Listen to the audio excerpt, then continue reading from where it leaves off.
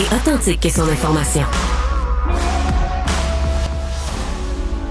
Tout est plus triste depuis que tu es parti, mon ami. Tout est plus triste depuis que tu es parti, mon ami. Oh!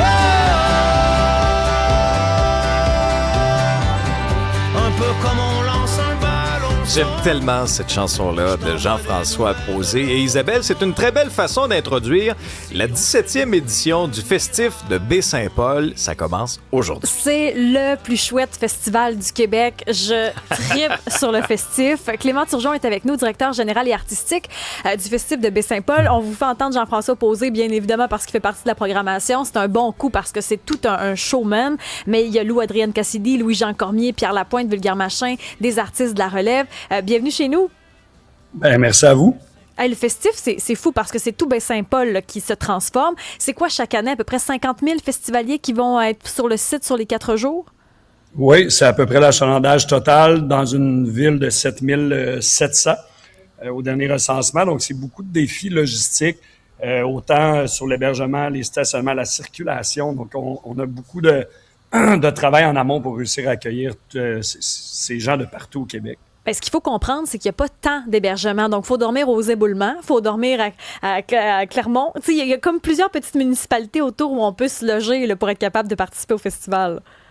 Oui, puis nous, on met des campings temporaires. On a à peu près 800 espaces pour les gens. Puis ce qui est beau, c'est que les citoyens embarquent dans tout ça. Donc, les gens peuvent dormir chez les citoyens directement. On a un groupe Facebook camping citoyen et les gens s'échangent sur ça. Puis il y a à peu près une trentaine de citoyens qui accueillent plusieurs centaines de personnes.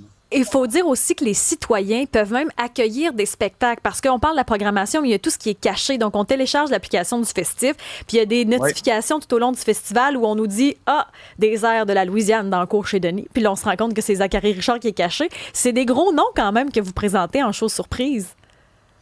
Oui, tout à fait. Ça sera le cas encore cette année. Évidemment, je ne dirai pas qui sont ces artistes mystères, mais le festif...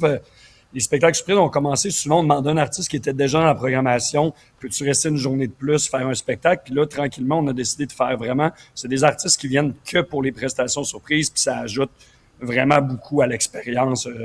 Quand les gens apprennent justement par texto Zachary Richard dans 20 minutes dans une cour arrière. Ben moi, je m'en suis pas remis de ce spectacle-là, c'est pour ça que je vous en parle. Mais est-ce que c'est difficile à convaincre? Parce que, tu sais, ils n'ont pas la visibilité, ils sont pas annoncés, ils sont pas sur l'affiche. Est-ce que des gros noms comme ça, c'est dur de les glisser dans un show secret?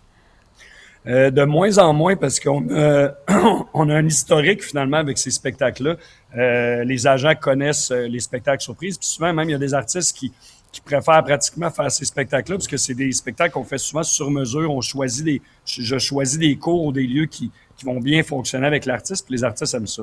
Mais Isabelle a dit quelque chose d'important. Elle dit « Je m'en suis toujours pas remise ». C'est-à-dire que vous créez un souvenir mémorable, tu sais, qui va nous habiter toute notre vie. Alors, quand vous dites, là, ben non, ils sont pas si durs à convaincre que ça, les artistes. Ça fait, j'imagine, partie du pitch de vente, là, ça, là. C'est stimulant pour un artiste.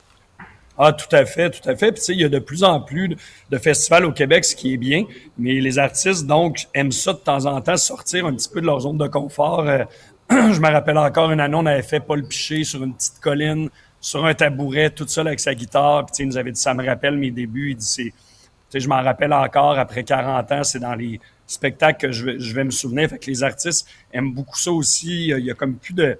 Tu sais, il n'y a plus la distance entre le public et l'artiste. L'artiste est sur un balcon, le balcon de Jacqueline, les gens sont autour, puis ça crée vraiment des moments qui sont typiques, qui sont uniques au festif. Puis tu sais, t'as des scènes traditionnelles, mais il y a des spectacles sur le bord de la plage, il y a des spectacles dans un pit de sable. Je veux dire, t'arrives le soir, puis il y a plein d'espèces de... Chez nous, on appelle ça des tubs à feu, là, pour aller jusqu'au spectacle. Ça aussi, ça doit pas être évident. Je sais pas, côté assurance, ça prend quelque chose entre les pépines, mais il y a quelque chose de fabuleux dans ce genre de lieu pour avoir des concerts. Tout à fait, tu sais, puis je pense que ça revient au fait que notre relation avec la communauté est vraiment importante. Tu sais, il y a d'autres festivals qui m'avaient contacté, puis eux, les contracteurs ont refusé de faire des shows de rock à 2 heures du matin dans leur pit à sable.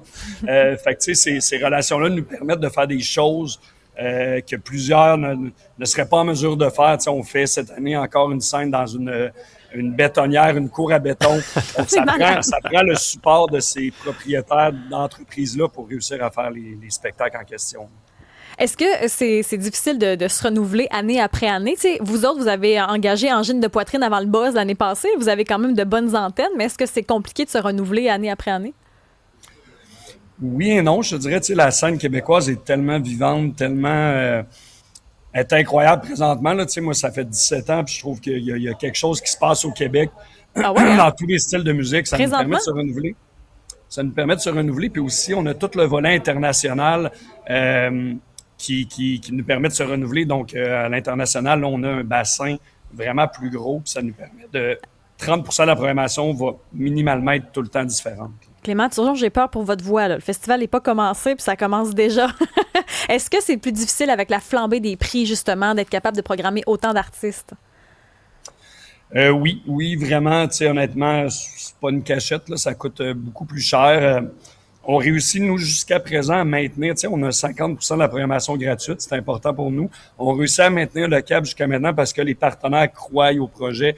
Les partenaires nous supportent davantage. Il y a beaucoup de partenaires qui ont décidé de contribuer davantage parce qu'on les a sensibilisés à ça. Ils comprennent l'importance de garder une programmation relevée, mais accessible aussi. Donc, il y a beaucoup de spectacles qui devraient être payants, mais qu'on met gratuit juste pour que l'expérience soit optimale.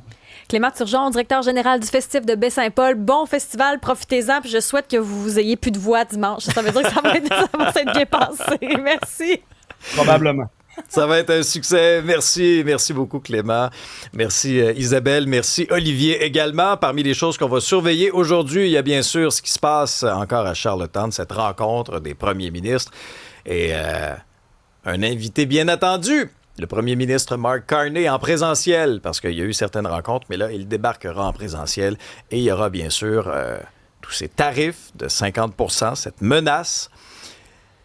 Quelle sera la réponse du Canada? On verra bien. Petit clin d'œil météo, Isabelle? C'est une superbe journée. Là, on est parti sur une longue séquence de beau temps, température estivale aussi. On va gagner des degrés jour après jour après jour. Ah, on adore ça. Merci tout le monde. Passez une excellente fin de journée. On se retrouve demain dès 6h.